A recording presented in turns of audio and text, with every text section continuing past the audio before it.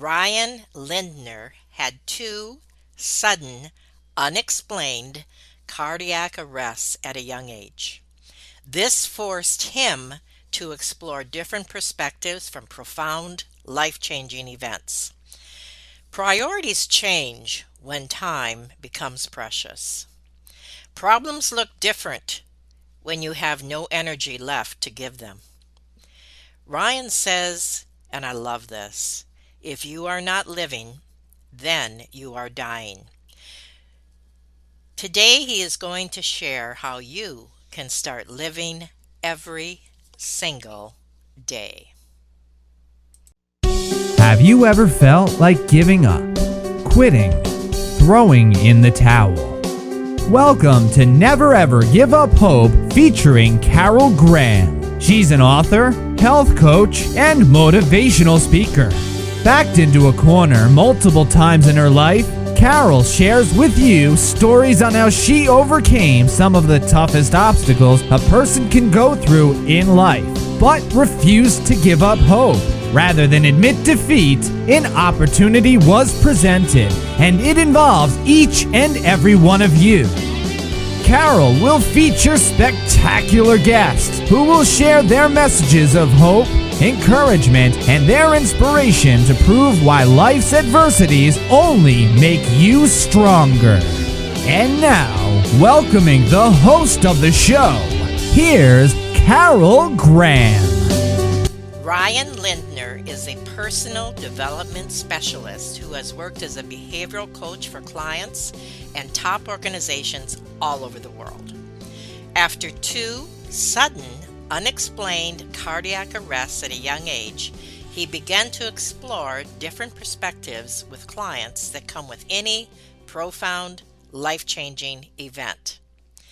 Welcome, Ryan. Thank you so much for having me. I'm so happy to have you on Never Ever Give Up Hope. The first cardiac arrest and then the second, and you're still hanging on to that hope. So we are very anxious to hear your story today. Let's start at the beginning. I'm going to read a paragraph that you said, and then I'd like you to run with that and just share whatever you would like about that first experience. This is what you said. I'm going down now, I said to a young woman a few seconds before the darkness, my first cardiac arrest. As I returned to work as a behavioral coach, it became maddening to hear, for the 10,000th time, about all-consuming everyday problems and misguided priorities while I was fighting to merely remain conscious. Wow. Take it away, Ryan. Yeah. Again, as you read there, it was totally unexpected. No family history. As a matter of fact, I've been in fitness, nutrition. I was really passionate about that. I was even a vegetarian for many years. So no signs. And one day, the only reason I'm alive is because luckily I had someone who could, give me CPR. So. My second cardiac arrest was the following day, Oh, and my word. yeah, so 2 days apart. And lucky for me, I had the paddles. I was in the hospital, so the paddles were available. But it was really a struggle after that happened to sort of figure out, much of my identity had been in, I'm this like coach and wellness and fitness and helping people, um, and since that was really the start of a different journey. And I now have more of a chronic condition where I'm basically dizzy 24 hours a day. So, and I've seen world-renowned specialists. In fact, the specialist, it was a year-long waiting list to even Oh, my to see goodness.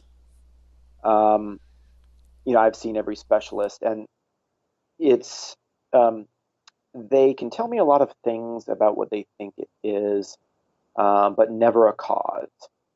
So it's really the best I can figure is some sort of electrical problem.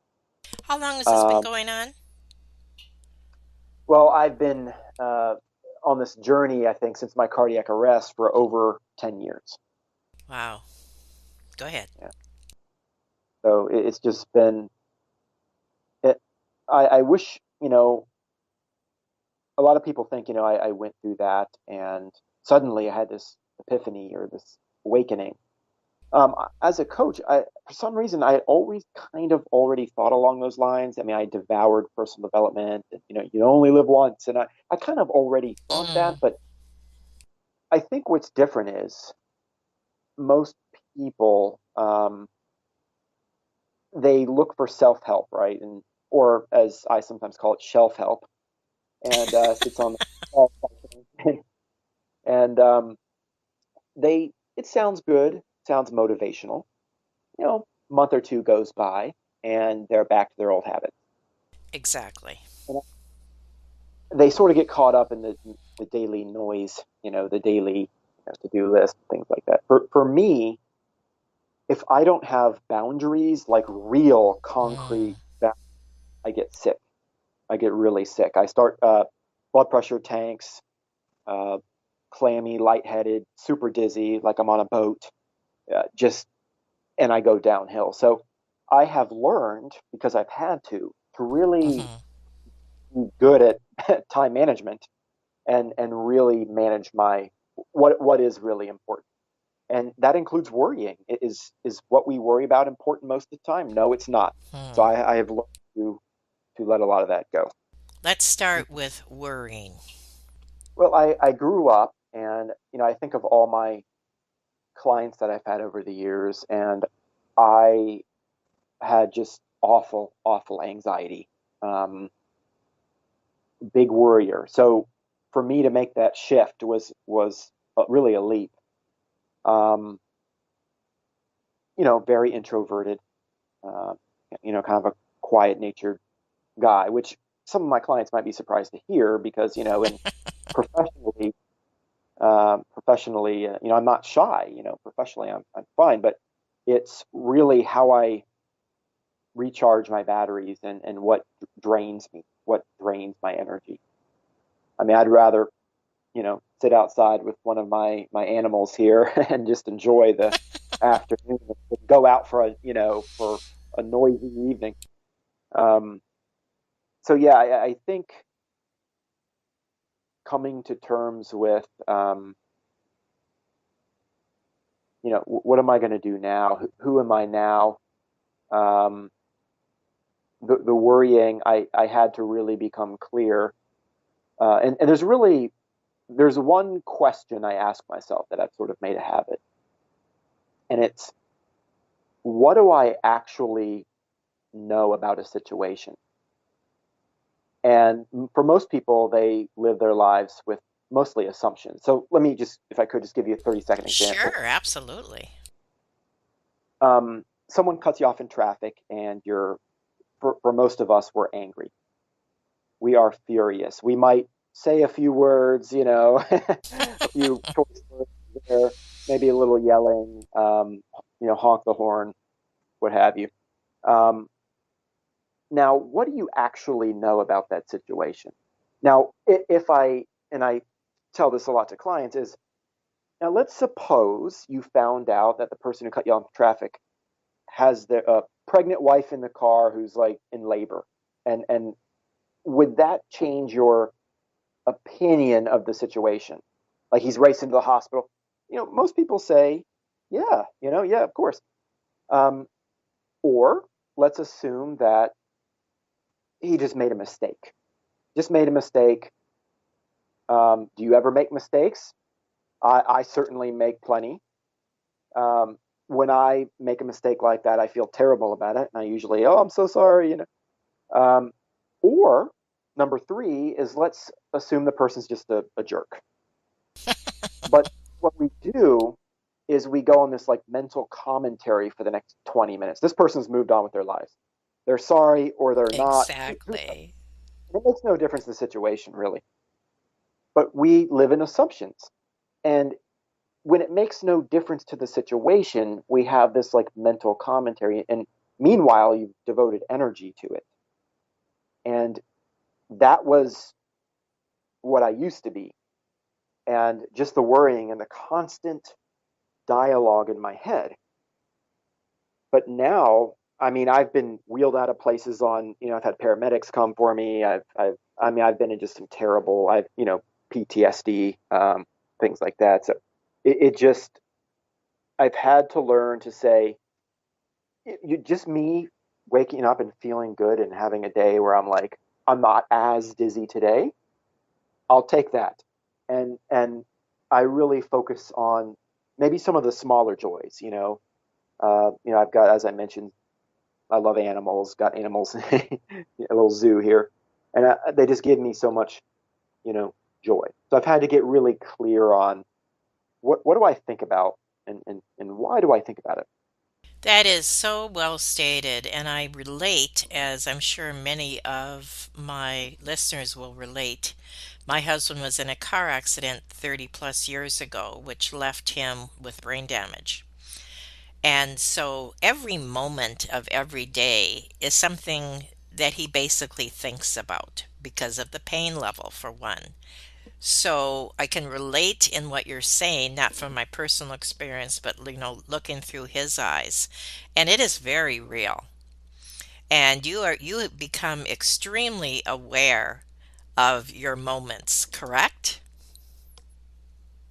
Absolutely. And it's not like sometimes I put it like I in the book I talk about like I feel like there's like a countdown, but I don't mean that like I feel like my life is counting down, and I don't mean I mean I'm acutely aware like of my mortality. That's probably a better way. I'm acutely aware of my mortality, and so it affects every choice that I make. And I think some people, when they get real busy and they're feeling good and they take it for granted, they don't necessarily think about that consciously a whole lot. So how do you make that shift? Someone listening to this program today and is relating to you, what would you say to them? How do they make that concentrated shift in how they respond? Well, for most people, it does. Now, it doesn't have to take this, but I'm just saying it often does. This is what happens is they get into a trauma and the trauma pulls them into a moment, like into the present. Hmm. When you're like to you, you're not thinking about mowing the grass or you're just not thinking of all the to-do list. Um, so a trauma pulls you into the moment, and you kind of think about your life and what matters. Not that it has to do that. I think it takes a catalyst a lot of times, but I think for most people, and anything could be a catalyst. It could be listening to this or a book or something you heard, or but it's about the daily practice of sort of shifting the habits. Mm. Sometimes it's big, sometimes scary choices.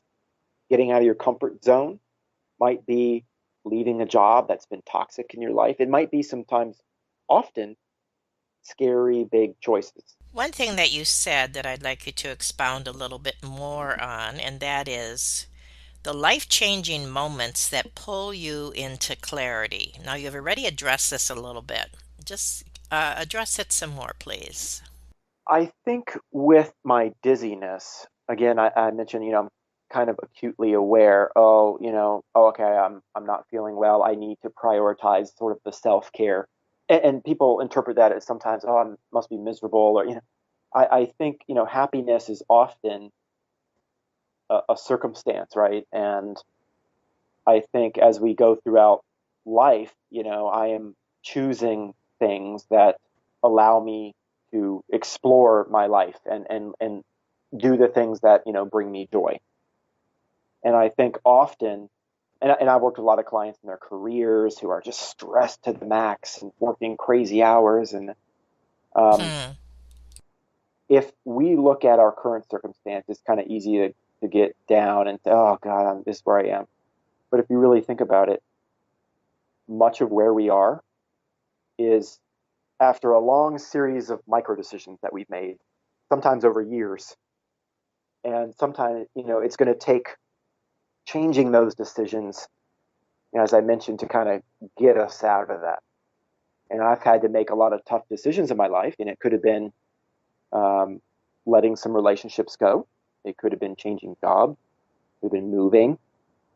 I've done all those things because I feel more clear than ever, just how, I don't know if fragile is the right word, but, we have these bodies that we've been given, and we're around people that we love for such an unfathomably short time. Right, right.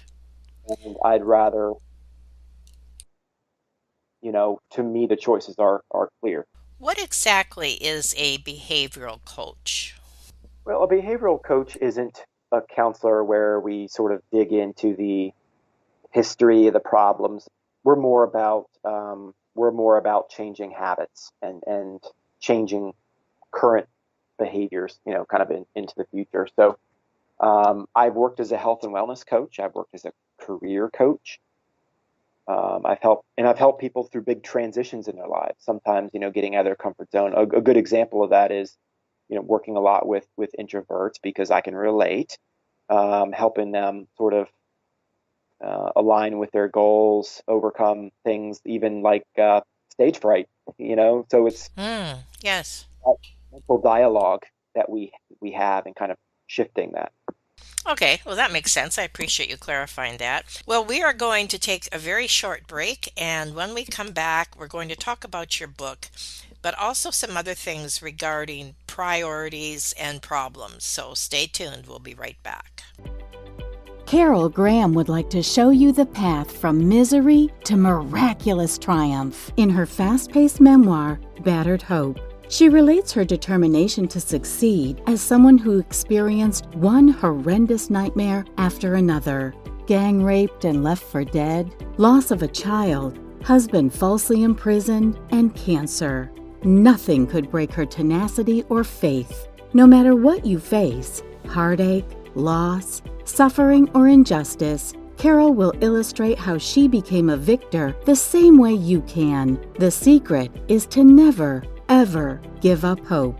Order your copy at Amazon or batteredhope.blogspot.com. We've been chatting today with Ryan Lindner, and I really appreciate what he has shared so far regarding his own circumstance, but more importantly, how he is overcoming on a daily, moment by moment basis. And he also is helping others, and I think that's what it is always all about. So I thank you for being on Never Ever Give Up Hope. And we are going to talk about your book, which is called The Half Known Life. But before we do that, could you have a couple statements here I'd like you to maybe expound a bit on? And this is what they say. Priorities change when time becomes precious. I love that. You've already touched on that, so anything else you want to share there? And problems look different when you have no energy left to give them. Another amazing statement, profound statement. And then you said, after all, marathon runners don't say much on mile 20. Oh, I love that. They choose to breathe. After all I have to give is channeled into each moment that I am awake, and I too choose to breathe. So, talk about that if you would, please, Ryan. To kind of expand a little, when I had my cardiac arrest, um, I was back at work 5 days later. Wow. Oh my Um, goodness. Against doctor's orders. I At the time, I had just started a wonderful coaching contract uh, uh, for the military, actually, and I did not have paid time off at the time, and so you know, with all the medical bills, it was it was a financial need. But I just remember sitting there listening to a client, and she was explaining, why the previous week was so difficult and all the little problems she has, things like that. And I remember that I was like teetering on consciousness. which kind of was my norm for several years. I was hooked up to some wires. It was virtual coaching. She couldn't see me at the time. It was tele over the phone, and I'm hooked to all these wires.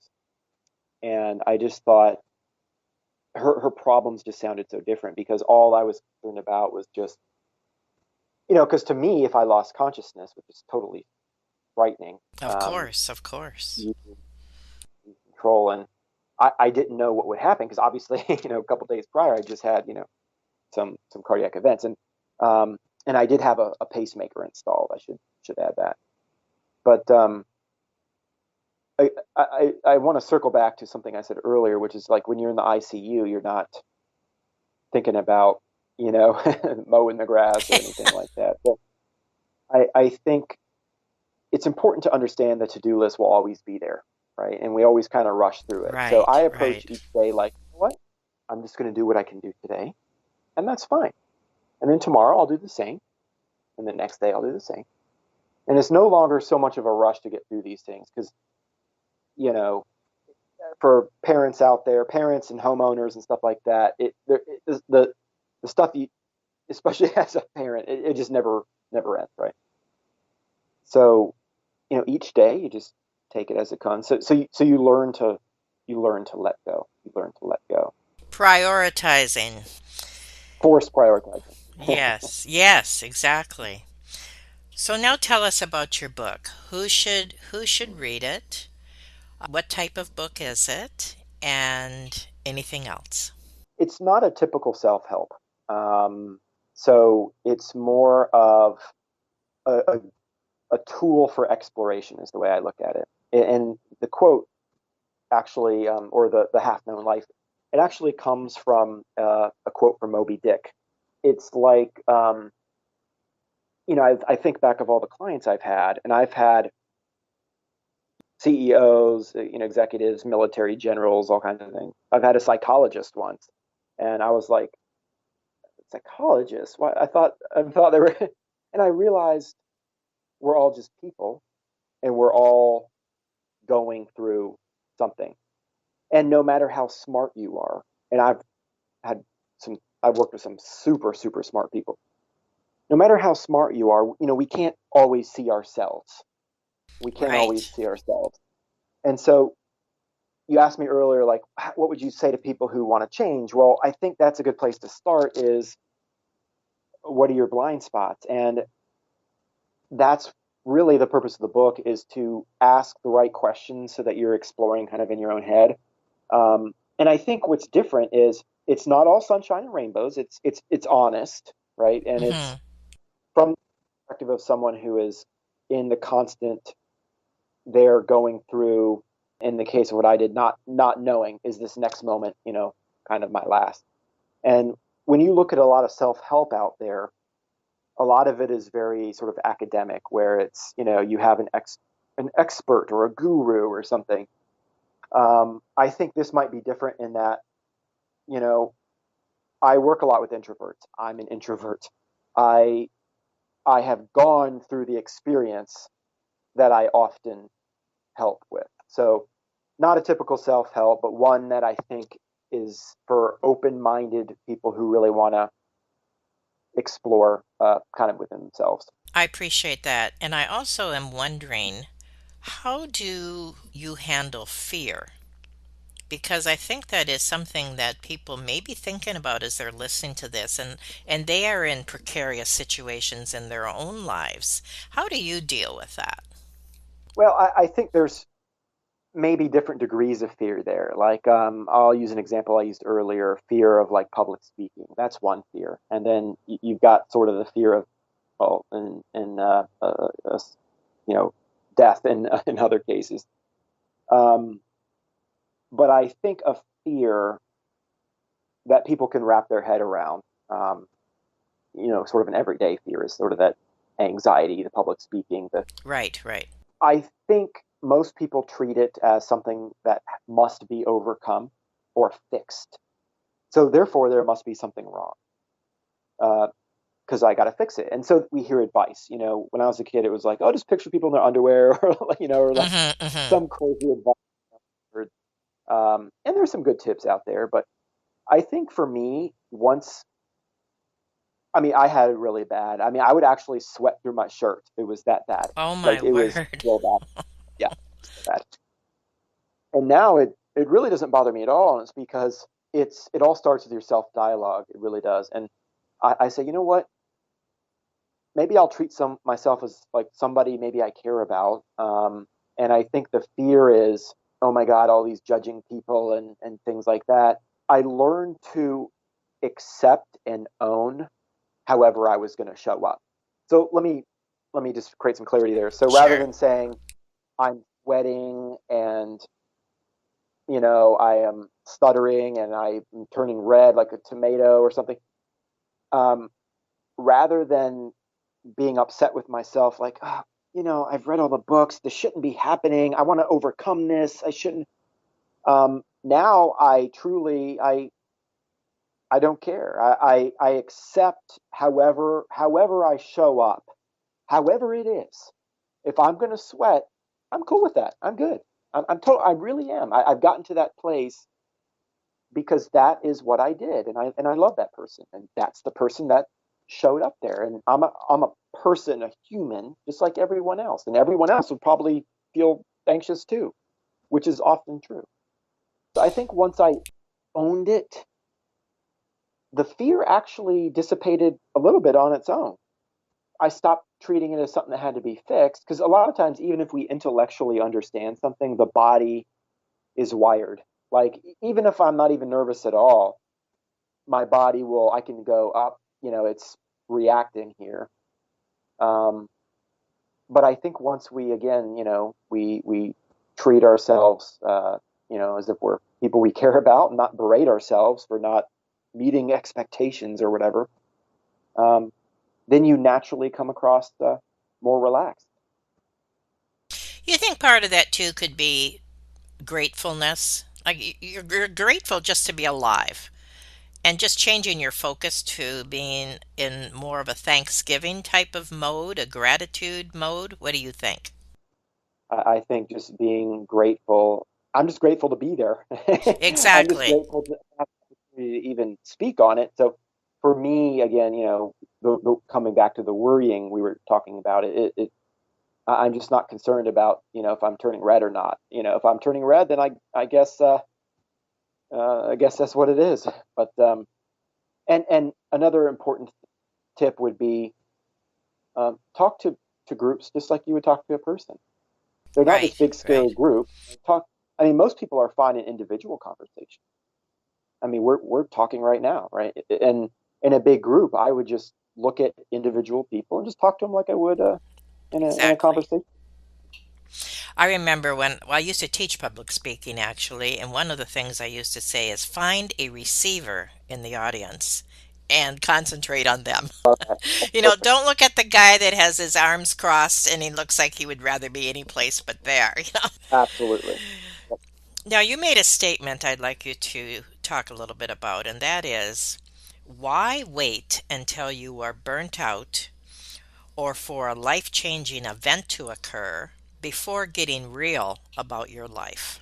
Again, it takes sometimes something that pulls us out of our sort of our daily habits, the noise, the to-do list.